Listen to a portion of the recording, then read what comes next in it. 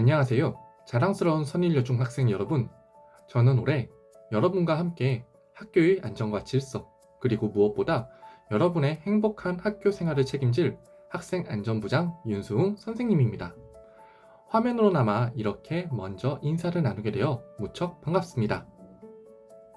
먼저 선일의 새로운 가족이 된 1학년 신입생 여러분 진심으로 입학을 환영합니다. 그리고 한층 더 의젓해진 모습으로 선배가 된 2학년, 3학년 재학생 여러분도 정말 반갑습니다. 화면에 적힌 문구처럼 우리 학교는 서로 아끼고 배려하는 따뜻한 마음을 가장 중요하게 생각합니다. 올 한 해 이곳에서 여러분이 꿈을 마음껏 펼치고 친구들과 잊지 못할 추억을 만들 수 있도록 선생님이 늘 곁에서 돕겠습니다. 자, 그럼 우리 모두가 지켜야 할 약속을 하나씩 살펴보겠습니다. 첫 번째는 하루의 시작 등교 시간입니다. 우리 학교의 등교 완료 시간은 오전 8시 20분입니다. 이때 중요한 건 학교 시계가 아닙니다. 여러분의 스마트폰 시간으로 8시 20분이 되는 순간 시스템상 지각으로 처리가 됩니다. 단순히 지각 체크만 되는 것이 아닙니다. 8시 20분이 넘으면 여러분의 부모님께 학생이 지금 지각했습니다 라는 알림 문자가 즉시 자동으로 발송되는 시스템을 운영하고 있습니다. 아침부터 부모님께 걱정을 끼쳐드리는 일은 없어야겠죠? 또한 사유 없이 8시 40분 이후에 등교하면 단순 지각이 아닌 무단 지각으로 처리되어 생활기록부에 남게 됩니다. 아침 5분의 여유가 여러분의 1년을 바꿉니다. 조금만 서둘러 상쾌하게 하루를 시작합시다. 두 번째는 복장입니다. 등교할 땐 교복, 생활복, 체육복을 입는 것이 원칙입니다. 특히 3월과 10월은 춘추복 바르게 입고 등교하기 캠페인 기간이므로 예쁜 춘추복을 규정에 맞게 착용하여 등교하시기를 바랍니다. 날씨가 추운 11월부터 3월까지는 교복 위에 패딩, 코트, 후리스, 바람막이 등 방한복 착용이 가능합니다. 그 외의 기간에는 학교 동복인 회색 후드 집업 또는 학교 체육복 상의 저지를 입어 방한하시기를 바랍니다. 하지만 여기서 꼭 기억해야 할 절대 금지 항목이 있습니다. 바로 맨투맨 티셔츠, 후드티, 사복 저지, 사복 후드 집업과 같은 방한복이 아닌 사복들인데요. 이러한 사복류들은 교내 착용을 엄격히 금지합니다. 추워서 입었어요 라는 핑계 대신 정해진 기간 동안 맞는 사복 방한복 또는 체육복 저지와 학교 동복인 회색 후드 집업을 입어주세요. 단정한 교복이 선일의 품격입니다. 다음은 용모 규정입니다. 여러분의 개성을 존중하는 범위 내에서 정해졌습니다. 헤어스타일은 자연스러운 갈색 염색이나 굵은 웨이브 펌은 허용합니다. 하지만 학생 신분에 맞지 않는 과도한 탈색이나 투톤 염색은 금지됩니다. 화장은 생기 있어 보이는 틴트, 눈썹 정리, 그리고 피부 보호를 위한 기능성 화장 정도는 가능합니다. 하지만 진한 색조 화장, 속눈썹 연장, 매니큐어는 학교 안에선 잠시 하지 말아주세요. 여러분은 그 자체로도 충분히 빛이 납니다. 액세서리는 양쪽 귓볼에 작은 귀걸이 1개씩만 허용합니다. 안전을 위해 코나 입술 피어싱, 목걸이, 반지는 착용하지 않습니다. 세 번째, 상벌점 제도입니다. 우리 학교는 이알림이 앱을 통해 여러분의 모든 상점과 벌점 내역을 부모님께 전송하고 있습니다. 지각이나 화장, 허락되지 않는 스마트 기기 사용, 수업 방해, 복장 불량 등으로 벌점이 쌓이면 부모님께서 바로 아시게 됩니다. 벌점 알림보다는 칭찬 가득한 상점 알림이 울리는 것이 여러분과 부모님 모두에게 훨씬 좋겠죠? 규칙 준수가 곧 효도입니다. 상벌점에 대한 구체적인 목록은 이알림이와 학급 게시판을 통해 자세히 안내하겠습니다. 네 번째, 이 부분은 제가 아주 강조해서 부탁드리고 싶은 내용입니다. 바로 인성지킴이 활동입니다. 점심시간에 여러분의 안전을 위해 봉사하는 인성지킴이 친구들이 있습니다. 그런데 지도 과정에서 무시하고 지나가거나 도망치거나 숨어버리는 행동을 하는 친구들 때문에 힘들게 하는 경우가 너무 많이 있었습니다. 이는 규칙 위반을 넘어 학교를 위해 봉사하는 친구들의 노력을 짓밟고 가는 행동입니다. 앞으로 인성지킴이 활동을 고의로 방해하는 학생은 학부모님과 직접 면담하여 가정과 학교에서 동시에 특별 지도를 진행할 것입니다. 만약에 인성지킴이의 지적이 억울하거나 부당하다고 느껴진다면 절대로 그 자리에서 친구와 싸우거나 따지지 말아주세요. 오히려 그대로 학생안전부로 찾아오셔서 제가 양쪽 이야기를 다 듣고 직접 그리고 공정하게 해결해 드리겠습니다. 봉사하는 인성지킴이 친구들에게 따뜻한 격려와 협조를 꼭 부탁드리겠습니다. 5번째, 교권과 학습권 보호입니다. 선생님의 정당한 지도를 거부하거나 불손한 태도로 불응하는 것은 명백한 교권 침해입니다. 학생으로서의 책임을 다해 주십시오. 또한 수업 시간에 떠들거나 방해하는 행위는 열심히 공부하려는 친구들의 학습권과 선생님의 수업권을 동시에 빼앗는 이기적인 행동입니다. 이와 관련해 2023년부터 시행된 교원의 학생생활 지도에 대한 고시의 핵심 내용을 알려드립니다. 우선 영상으로 관련 뉴스를 잠시 보겠습니다. 서울의 각 학교에 배포된 학생 생활규정 길라잡이입니다. 수업 방해 학생을 분리하는 절차와 사례가 구체적으로 안내되어 있습니다. 우선 2차례 이상 주의를 주고도 방해가 계속되면 남은 수업 시간 동안 교실 내 다른 좌석이나 운동장 등 지정된 위치로 분리할 수 있습니다. 그래도 멈추지 않으면 쉬는 시간에도 학생을 분리할 수 있고 최종적으로는 보호자에게 연락해 가정학습을 시킬 수 있습니다. 특히 학생을 교장, 교감실에 분리할 수 있도록 하고 교장의 지도 관리 책임을 명확히 했습니다. 또 면학 분위기에 영향을 줄 수 있는 만큼 수업 중 엎드려 잠자는 학생을 깨울 수 있고 학생이 담배를 피는 것으로 의심될 경우 객관적 정황이나 신고만으로도 소지품 검사를 할 수 있습니다. 내용을 간략히 살펴보겠습니다. 첫째, 수업을 방해하여 타인에게 피해를 주는 학생은 즉시 교실 밖 지정 장소로 분리지도할 수 있습니다. 둘째, 자신이나 타인의 안전을 위협하는 긴급 상황 시 선생님은 물리적 제지를 할 수 있습니다. 셋째, 안전을 위해 필요한 경우 소지품 검사가 가능합니다. 단, 이는 선생님 임의로 하는 것이 아니라 합리적인 의심이 들 때 별도의 공간에서 동성애 선생님이 실시한 점을 분명히 말씀드립니다. 6번째, 스마트 기기 사용 규정입니다. 2026년 3월부터 시행되는 교내 스마트 기기 사용 제한과 관련하여 초, 중등 교육법이 개정되었습니다.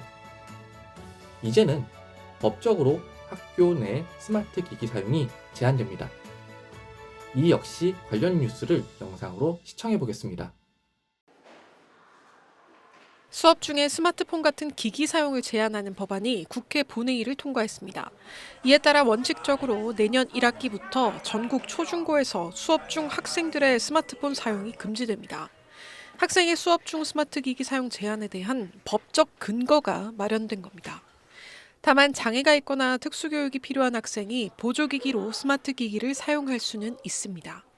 또 교육 목적이나 긴급한 상황에서도 사용이 가능하도록 했습니다. 이번 법안에는 학교장과 교사가 학생의 교내 휴대전화 사용을 제한할 수 있게 한 규정도 포함됐습니다. 제한 기준과 방법, 스마트 기기 유형 등 세부적인 사항은 각 학교의 학칙으로 정하도록 했습니다. 이번 개정 법안은 심각해지는 청소년의 스마트폰 중독을 막자는 취지에서 발의됐습니다. 지난해 기준 유럽, 남미 등 79개 국가에서도 교육기관에서 스마트폰 사용을 금지하거나 제한하는 정책을 시행하고 있습니다. SBS 정혜경입니다.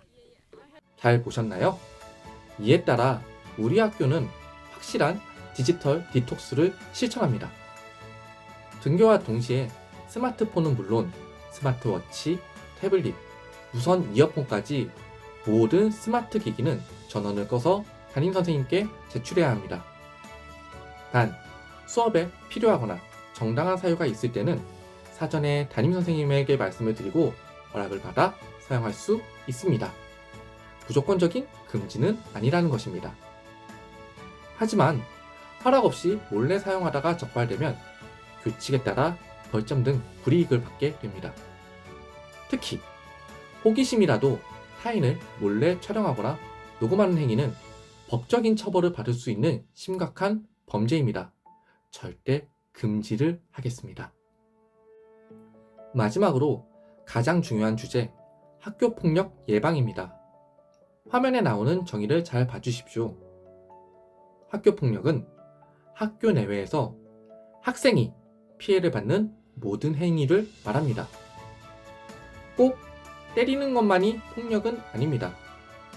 특히 성폭력은 경찰에 즉시 신고되는 중대사안이며 최근에는 SNS나 단톡방에서 벌어지는 뒷담화, 저격글과 같은 사이버 폭력이 훨씬 심각합니다. 꼭 기억해 주세요. 학교 폭력의 기준은 가해자의 의도가 아니라 피해자의 고통입니다. 장난이었다, 고의가 없었다, 변명은 통하지 않습니다. 여러분의 행동으로 친구가 힘들다면 그건 명백한 폭력입니다. 항상 역지사지의 마음을 가져주세요. 만약 학교 폭력을 목격하였거나 당했다면 절대 혼자 고민하지 마세요.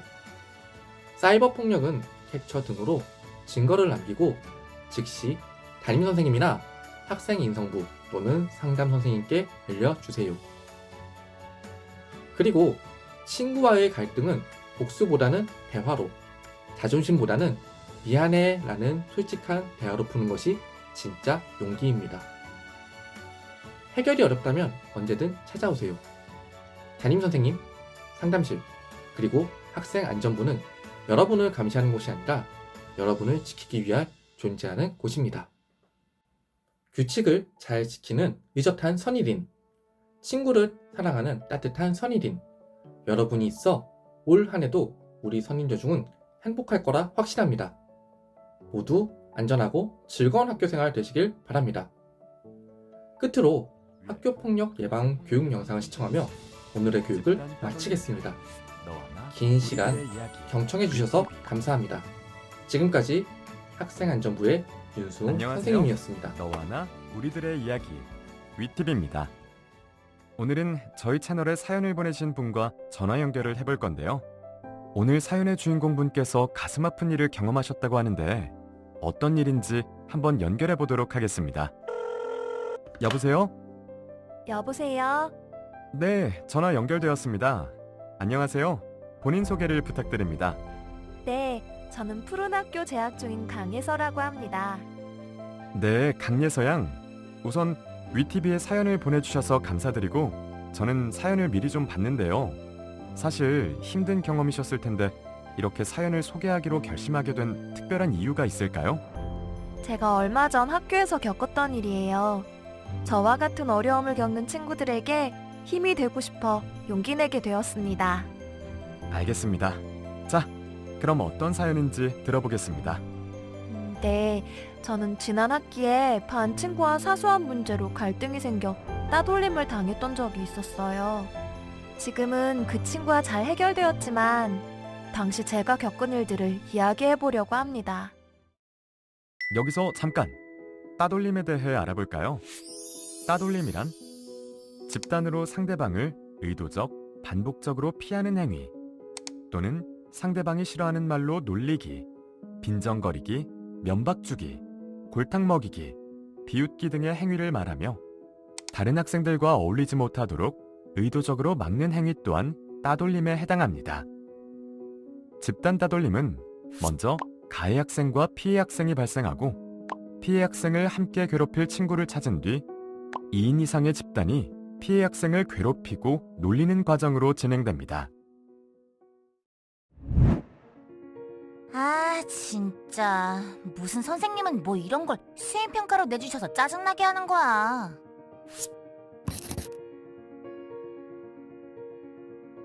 아, 강예서. 너는 수행평가 다 했어? 다 했으면 나 좀 보여줘라. 응? 방금 다 마무리하긴 했는데 그래도 수행평가이니까 보여주는 건 좀 그렇지.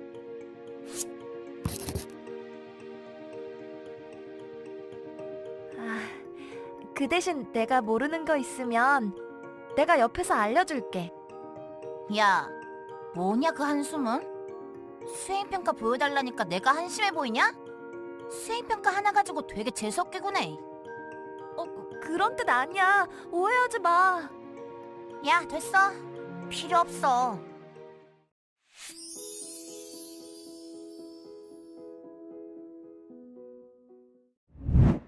아니, 진짜 너무하지 않냐? 내가 아까 수행평가 좀 도와달라고 했는데 싫다고 딱 잘라 말하는 거야. 내가 볼 때는 제 눈빛이 자기보다 공부 못하는 애들은 한심하게 생각하는 것 같더라고. 진짜 재수없지 않냐? 진짜? 그렇게 안 봤는데 강해서 좀 이기적이다, 야. 얘들아, 강예서한테 뭐 도와달라고 하지 마. 그러면 나처럼 무시당한다. 해나는 이후 자존심이 상했는지 자신과 친한 친구부터 시작해서 학급의 모든 친구들에게 저에 대해 안 좋게 말하고 다니더라고요. 그 이후 점점 반 친구들은 저를 따돌리기 시작했고 학급 단톡방에서도 저의 채팅에는 아무도 대답하지 않게 되었어요.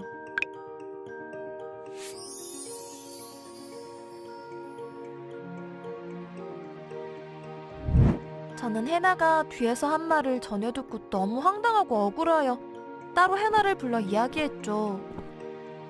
야, 해나, 너 왜 계속 이상한 말 만들어서 다른 애들이 나에 대해 오해하게 만드는 거야? 야, 내가 언제 이상한 말을 만들어? 네가 저번에 나 엄청 무시하고 한심하게 봤잖아. 난 있는 사실을 그대로 말했을 뿐이야.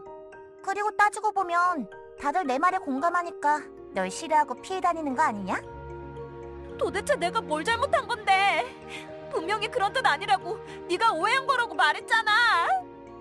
오해가 아니라 나는 그렇게 느꼈을 뿐이고 다른 애들도 그동안 그렇게 생각하고 느꼈다는데 나한테만 그런 게 아니었나 본데 왜 갑자기 억울한 척 불쌍한 척 하는 거야?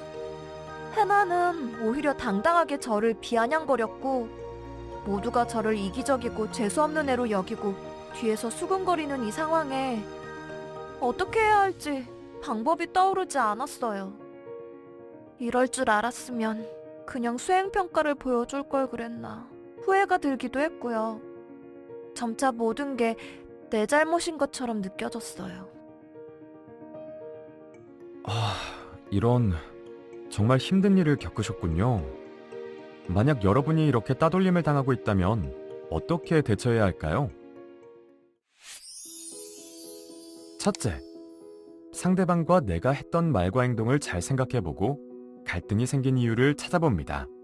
둘째, 따돌리는 친구에게 편지나 톡 등 지금의 힘든 상황을 용기 있게 전달하여 나를 이해시키려고 노력합니다.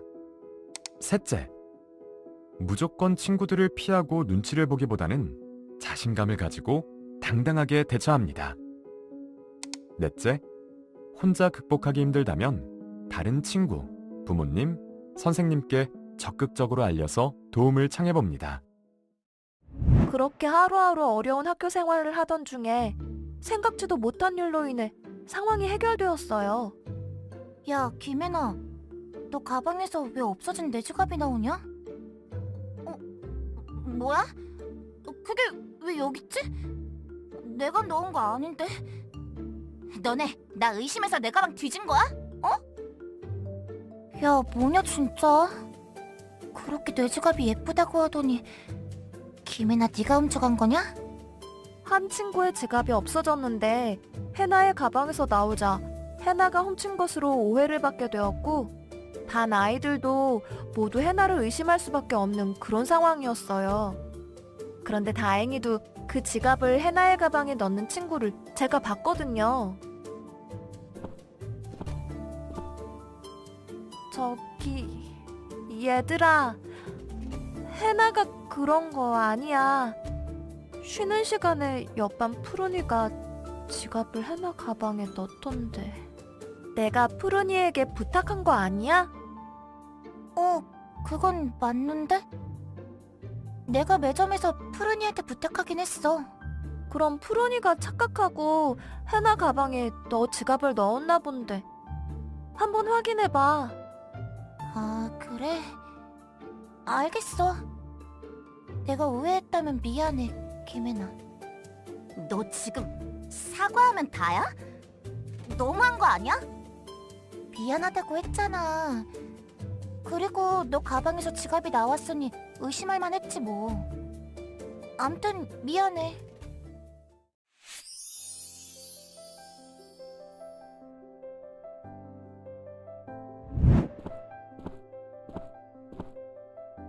야, 강예서. 고마워, 나 도와줘서. 너 아니었으면 억울하게 오해받고 욕먹을 뻔했어. 그리고 그동안 미안했어. 사실 네가 조금 얄미워서 그랬어. 사과할게. 미안해. 난 어제 내가 본 사실을 말했을 뿐이야. 그리고 나 그동안 진짜 많이 힘들었어. 내가 생각하는 것보다 훨씬. 내가 솔직하게 말하고 사과하니까 다행이고 받아주겠지만 그동안 받은 상처가 바로 없어지진 않을 것 같아. 어쨌든 지금이라도 사과해줘서 고마워. 앞으로는 그러지 말아줘. 내가 그 정도로 힘들어하는지는 몰랐어. 진짜 미안. 나 때문에 다른 친구들이 너에게 오해한 부분은 다시 잘 이야기해서 풀도록 할게. 그렇게 생각지도 못한 계기로 인해서 해나와 사이는 점점 편해졌고 다른 친구들과의 관계나 학교 생활도 조금씩 본래 모습을 찾아가는 중이에요. 따돌림 없는 학교를 위해 나는 무엇을 할 수 있을까요? 첫째, 자신도 언젠가는 피해자가 될 수 있다는 점을 잊지 않고 조심합니다. 둘째, 나와 다른 모습을 가진 친구를 이해하고 장점을 찾아봅니다. 셋째, 따돌림 당하는 친구를 외면하지 않고 용기 내어 먼저 다가갑니다. 넷째, 내가 피해를 준 친구가 있다면 진심으로 사과하고 다시는 피해를 주지 않도록 노력해야 합니다. 완전히 관계가 회복되지는 않았지만 그래도 지금은 서로 말과 행동을 조심하면서 다시 친해지고 있어요. 저같이 힘든 상황에 있는 친구가 있다면 이렇게 말해주고 싶어요. 너희 잘못이 아니야 라고요. 오늘 제 사연은 여기까지입니다. 네, 예서양, 사연 잘 들었습니다. 오늘 정말 큰 용기 내주셔서 감사합니다, 예서양. 네, 제 사연 들어주셔서 감사합니다. 시청자 여러분들도 많이 공감하시고 마음 아프셨을 것 같은데요. 누구나 피해자가 될 수 있다는 것을 보여주는 사례였던 것 같습니다. 다시 한번 용기 내주신 강예서양 감사드리고요. 응원의 박수를 보내드립니다. 오늘 사연과 같이 집단 따돌림 같은 학교 폭력은 피해자가 평생의 아픔을 가지고 살아야 할 만큼 두려움과 상처가 큽니다. 이런 일이 다시는 벌어지지 않도록 모두의 관심과 노력이 필요합니다. 그러기 위해서는 이제부터 우리 모두는 방관자가 아닌 방어자가 되어야겠습니다. 그리고 지금 힘든 일을 겪고 있다면 주위에 여러분을 도와줄 선생님이나 부모님 같은 분들이 계시다는 걸 잊지 말고 꼭 도움을 요청하세요.